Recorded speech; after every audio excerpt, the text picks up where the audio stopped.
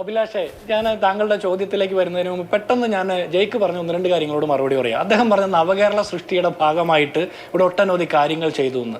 എത്ര പരാതികൾ കിട്ടി, എത്ര പരിഹരിച്ചു, ആ പരാതി പരിഹരണത്തിന്റെ പെർസെൻറ്റേജ് എത്രയാണെന്ന് ഇതുവരെ അവർക്ക് പറയാൻ ധൈര്യം കിട്ടിയിട്ടില്ല.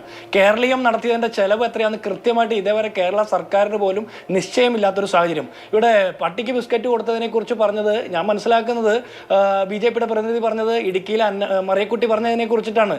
അവർ പറഞ്ഞതിൽ ഒരു തെറ്റുമുണ്ടെന്ന് തോന്നുന്നു. ഈ നവകേരള സദസ്സ് സംഘടിപ്പിച്ചതുമായി ബന്ധപ്പെട്ട് ഈ നവകേരള സദസ്സിന്റെ ഭാഗമായിട്ട് അങ്ങനെ ഏതെങ്കിലും ഒരാൾക്ക് എന്തെങ്കിലും സഹായം ചെയ്തതായിട്ട് നമുക്കൊരു അറിവുമില്ല.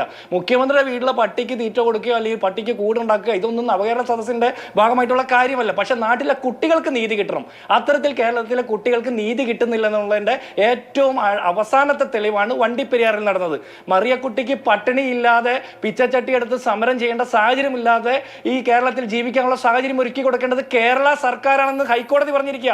ഇവിടെ മധുര പലഹാരം വിതരണം ചെയ്തു, അത് കെ സുധാകരന് കൊടുക്കണമെന്നാണ് ജയ്ക്ക് പറഞ്ഞത്.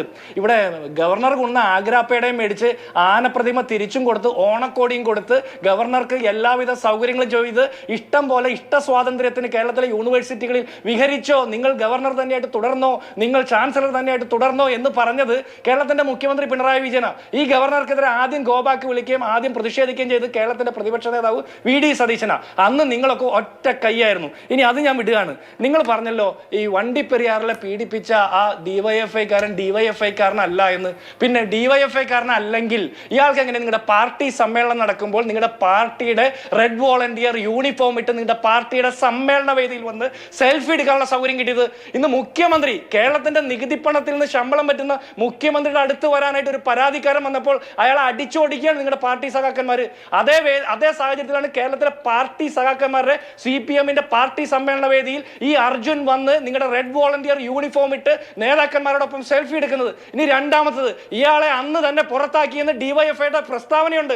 MA നിഷാദ് എന്ന് പറഞ്ഞ ഇടതുപക്ഷ സഹയാത്രികനായിട്ടുള്ള സംവിധായകൻ പറഞ്ഞിട്ടുണ്ട് ഇയാൾ ഡിവൈഎഫ്ഐക്കാരനാണെന്ന്. ഇതിനപ്പുറത്ത് ഇയാൾ ഡിവൈഎഫ്ഐക്കാരനാണോ എന്ന് അറിയാനായിട്ടുള്ള DNA ടെസ്റ്റ് നടത്താൻ എനിക്കറിയില്ല. ഇനി രണ്ടാമത്തെ, നിങ്ങൾ വ്യാജ യൂത്ത് കോൺഗ്രസ് എന്ന് അത് നിങ്ങൾ പറയുന്നത് നിങ്ങളുടെ ബോധ്യത്തിൽ നിന്ന് നാളിതുവരെ നിങ്ങളുടെ പോലീസ് അന്വേഷിച്ച് നടപടി സ്വീകരിക്കാൻ നിങ്ങൾക്ക് പറ്റിയിട്ടില്ലല്ലോ. പക്ഷെ വ്യാജന്മാരെ ഞങ്ങൾക്കറിയാം.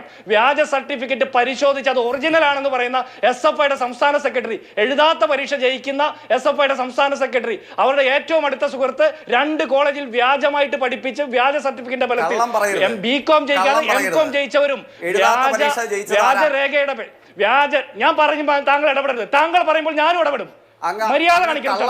താങ്കൾ മര്യാദ കാണിക്കണം. താങ്കൾ ആദ്യമായിട്ട് ഞാൻ മിണ്ടിയില്ല. ഇനി ഞാൻ കള്ളം പറയുകയാണെങ്കിൽ താങ്കൾ തിരുത്തിക്കോ. താങ്കൾ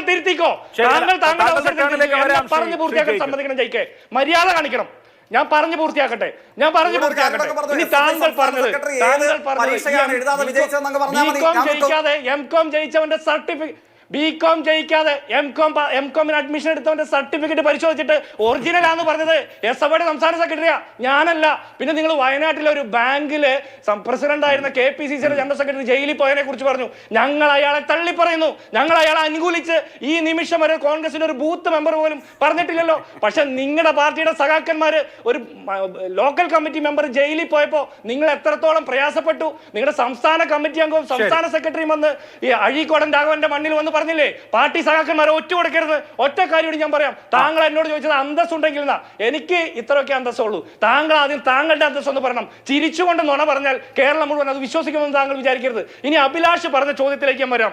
തിരികെ തല്ലും എന്ന് ഞങ്ങൾ പറയുന്നത്, ഞങ്ങൾ ക്ഷമിച്ച് ക്ഷമയുടെ എല്ലാ നിർത്തിയും കടന്നു. ഇനി ഞങ്ങൾക്ക് ക്ഷമിക്കാൻ പറ്റില്ല. ഇത്ര വിലക്കയറ്റമുള്ള കാലത്ത് ഞങ്ങളുടെ ചെറുപ്പക്കാർ ജീവൻ നിലനിർത്താൻ വേണ്ടിയിട്ട് വലിയ വില കൊടുത്താണ് ഭക്ഷണ സാധനങ്ങൾ മേടിക്കുന്നത്, വലിയ വില കൊടുത്താണ് കേരളത്തിൽ ജീവിക്കുന്നത്. ആ ചെറുപ്പക്കാരുടെ ദേഹത്ത് ഇനി പൊട്ടിച്ച് ചോര ഒലിപ്പിച്ചാൽ ഞങ്ങൾക്ക് തിരിച്ചടിക്കലേ വഴിയുള്ളൂ. കേരളത്തിന്റെ ആഭ്യന്തര വകുപ്പ് മന്ത്രി ഇത്തരം ടൂളുകൾ ഉപയോഗിച്ചോളാൻ ഞങ്ങളോട് പറഞ്ഞിട്ടുണ്ട്. ആശയം കൊണ്ട് ആശയത്തെ നേരിടും, ആയുധം കൊണ്ട് നേരിടാൻ വന്നാൽ ഇനി ഞങ്ങൾ മടിച്ചു നിൽക്കില്ല.